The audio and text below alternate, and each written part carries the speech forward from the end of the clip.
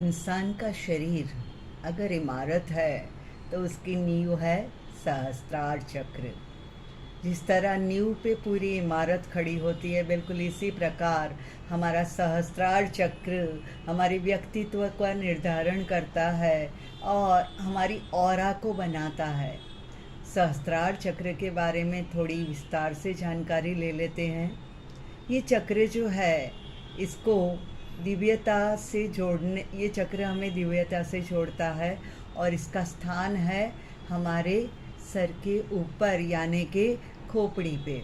जहाँ पे पुराने ज़माने में लोग चोटी रखते थे, वहीं पे ये चक्र स्थित है और ये अध्यात्म का द्वार है। वैसे अध्यात्म की शुरुआत तो विशुद्धि चक्र से हो जाती है और हमारा जो आज्ञा चक्र है वहाँ से आगे चल के हमें सहस्त्रार तक जाना है। पर ये सफ़र इतना आसान नहीं होता, इसमें बहुत सारी चुनौतियाँ हैं। अब यहाँ पे इसका जो स्वरूप है, इसका जो रंग है, वह है पारदर्शी, क्योंकि यहाँ पे दिव्यता का अनुभव ही होता है। ये ऐसा अनुभव है जिसके बारे में हम शब्दों में व्यक्त नहीं कर सकते और इसीलिए इसका जो पारदर्शी रंग है, इसके साथ जुड़ता है मेघधनुष का रंग, जो बहुत सारे हकारात्मक रंगों का मिलन होता है, तब उसमें से बनता है वायलेट कलर यानी बैंगनी रंग। और इसीलिए कुछ लोग इस चक्र का रंग वायलेट यानी कि बैंगनी रंग भी मानते हैं। इसके बारे में ये कहा गया है कि ये 1000 पंखुड़ियों वाला होता है।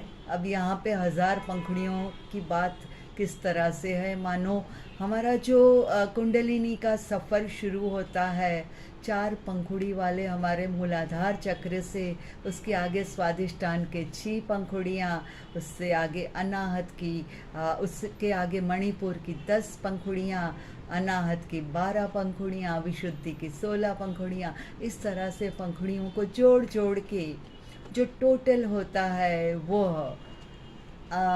यहाँ तक आते आते जो होता है उसको वापस, क्योंकि ये चक्र जो है ये दिव्यता की साथ एक चुनौती ये भी लाता है कि यहाँ से इंसान शरीर से अपने आप को मुक्त कर सकता है। और क्योंकि हमें सामान्य जीवन जीना होगा भक्त या संत को, तो उसे वापस दुनिया में अपने शरीर में आना है, तो वापस वो सहस्त्रार को मानो स्पर्श करके ही वापस मूलाधार की तरफ प्रयाण करेगा और इस तरह से घूमते घूमते वो पंखुड़ियों की संख्या 1000 हो जाती है। और ये जो अनुभव है, मैंने आगे कहा उस हिसाब से, जिसके बारे में हम सिर्फ अनुभव करके ही समझ सकते हैं, ये शब्दों में व्यक्त नहीं हो सकता।